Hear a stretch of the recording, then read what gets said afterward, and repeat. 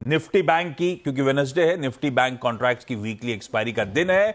और एक बात और ध्यान रखिएगा, ये आखिरी बार है शायद हम निफ्टी बैंक के वीकली कॉन्ट्रैक्ट्स की एक्सपायरी देख रहे होंगे। एनएसई इसके बाद से डिसकंटिन्यू कर रहा है। आज के बाद से निफ्टी बैंक खत्म, तो डिसकंटिन्यू हो जाएंगे आज से। तो आज विदाई का दिन भी है। बहुत ट्रेडरों का उत्साह रहा है, इसके साथ जोड़ा रहा है, सेंटिमेंट जुड़े हुए हैं।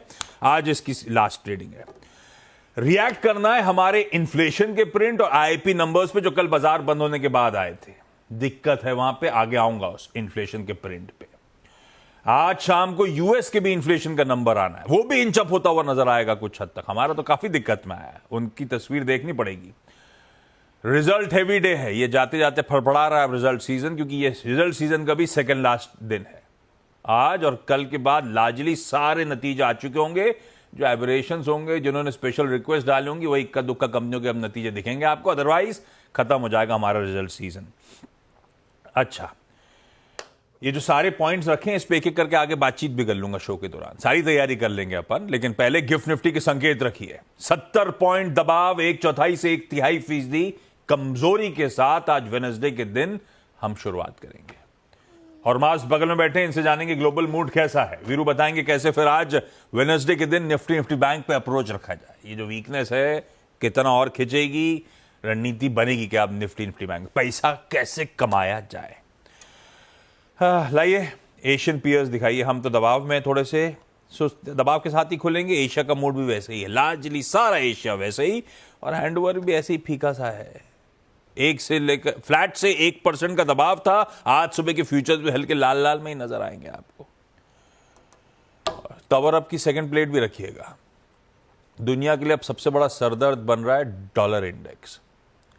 106 के प्रिंट पे खड़ा हुआ है। वो अमरीकी सही कहते हैं, डॉलर है तो हमारी करेंसी, पर दुनिया का सरदर्द ये है। ये सरदर्द सबसे प्रोमिनेंट है इस समय ग्लोब के लिए। खैर, हॉर्मास बताएंगे मूड कैसा। हॉर्मास, गुड मॉर्निंग। गुड मॉर्निंग आशीष। और अब तक तो हम ये कह सकते थे कि ग्लोबल क्यूज का थोड़ा सा सहारा है। हमारे बाजार गिर रहे थे तो उनका ठीकरा हम ग्लोबल क्यूज पर नहीं फोड़ सकते थे, आज फोड़ सकते हैं अगर आज हम गिरे तो। क्योंकि हैंडओवर उसी तरह का आया है, क्योंकि 5 दिनों की जो रैली हमें देखने मिली ट्रंप की जीत के बाद, उस पर आज ब्रेक लग गया और गिरावट के साथ सारे बाजार बंद हुए। क्योंकि मुनाफा वसूली तो आनी ही थी, कभी ना कभी तो वहां पर आई। और हम कल ही बात कर रहे थे कि किसी ने अब तक ये नहीं कहा है कि आप मुनाफा वसूली कर लीजिए या थोड़ा सा कॉशियस हो जाइए। अब वो सारे व्यूज आने लग गए तो कल सारे जो इंडेसीज है, सारे डाउ जोन्स, S&P 500, सारे के सारे गिरावट के साथ बंद हुए। नैस्डैक फ्लैट बंद हुआ, लेकिन फ्लैट लाइन के नीचे ही बंद हुआ है। और S&P 500 भी जो 5 दिनों की रैली थी, वो इस साल की सबसे बेहतरीन 5 दिनों की रैली थी, the best 5-day rally of this year. सारे जो ट्रम्प ट्रेड्स थे कल नीचे बंद हुए।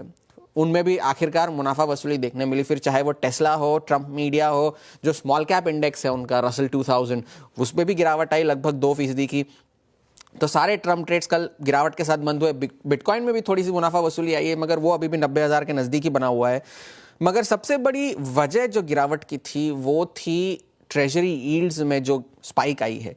जो 10 ईयर है वो अब फिर से 4.4 के पास आकर 4.43 पर आकर रुक गई है। 4.46 तक गई थी ट्रम्प की जीत के बाद। और जो 2 ईयर यील्ड है वो जुलाई के सबसे हाईएस्ट लेवल पर जा चुकी है एट 4.33। तो मतलब आपको 2 साल की बॉन्ड और 10 साल के बॉन्ड में लगभग सेम यील्ड मिल रही है।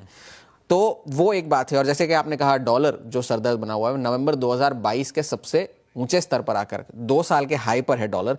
तो वो एक ध्यान में रखने वाली बात है। अब सिटी ने ये कहा है कि अब ये जो पोस्ट इलेक्शन रैली चल रही है वो थोड़ी सी उस पर ब्रेक लगेगी, क्योंकि मुनाफा वसूली आएगी। और एक ब्रोकरेज है JM स्कॉट, उन्होंने भी कहा कि अब वो नज़र लगाए हुए है कि शायद मुनाफा वसूली आए, कंसोलिडेशन आए या करेक्शन भी आए। वो 2025 के पहले क्वार्टर में करेक्शन आ सकता है। इतिहासन भी देखा गया है कि 2000 जो साल का जो पहले 2 या 3 महीने होते हैं वो बाजार के लिए अच्छे नहीं होते। तो वो एक सीजनैलिटी भी आ सकती है, क्योंकि सारे जो स्टॉक्स है वो ओवरबॉट हो चुके हैं, ये JM स्कॉट का कहना है। तो उस वजह से भी मुनाफा वसूली आ सकती है। अब आज का बड़ा ट्रिगर क्या है? आज का बड़ा ट्रिगर महंगाई के आंकड़े हैं अमेरिका के। हमारे तो ठीक नहीं आए, उनके भी बढ़ने के आसार है। तो उससे फेड की मुश्किलें बढ़ सकती है।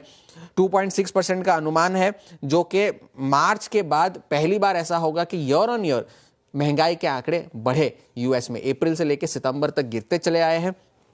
अब जाकर शायद थोड़ी सी बढ़ोतरी हो सकती है। सितंबर में 2.4% आया था, इस बार शायद 2.6% आने का अनुमान है, और अगर 2.6 से ज़्यादा आया तो वो बाजार के लिए एक बहुत बड़ा नेगेटिव होगा। तो वो एक देखने वाली बात है, क्योंकि अपोलो ग्लोबल मैनेजमेंट की भी एक एनालिस्ट है, उन्होंने जो फेड तो कहता आ रहा है कि हमने इन्फ्लेशन पर काबू पा लिया है, महंगाई अब कंट्रोल में है, ये है वो है, मगर उन्होंने कहा है कि फेड जो चाहे कहे, आप जरा आंखें खोलिए, नजरें यहां वहां लगाइए, आपको पता चलेगा कि महंगाई पर किसी ने कोई काबू नहीं पाया है, लोग अभी भी तकलीफ में है। ये अपोलो ग्लोबल का कहना है। तो अब मिनियापोलिस फेड के जो अध्यक्ष है नील कश्करी, उन्होंने भी कहा कि एक महंगाई का ही एक आंकड़ा है जो खराब आया, उससे शायद फेड की ये जो दिसंबर में 25 बेसिस पॉइंट्स के रेट कट की जो आशंका है उस पर शायद ब्रेक लग सकता है। और जो फेड वॉच टूल है जो अनुमान लगाते हैं कि अगर कितनी प्रोबेबिलिटी है, वो 100% था महीने की शुरुआत में, वो अब जाकर 60% हो गया है। ट्रंप की जीत और अब ये महंगाई के जो आंकड़े आएंगे उस वजह से अब 25 बेसिस पॉइंट्स का जो कट आने वाला है दिसंबर में, या जिसकी आशंका है, उसकी प्रोबेबिलिटी अब घटकर 60% हो गई है। तो हैंडओवर अच्छा नहीं है, महंगाई के आंकड़े थोड़े से खराब आने की उम्मीद है, डॉलर मजबूत है, क्रूड तो चलिए स्थिर है, मगर डॉलर और कमजोर हैंडओवर, एशिया में भी कमजोर कारोबार है। तो रेड अक्रॉस द स्क्रीन।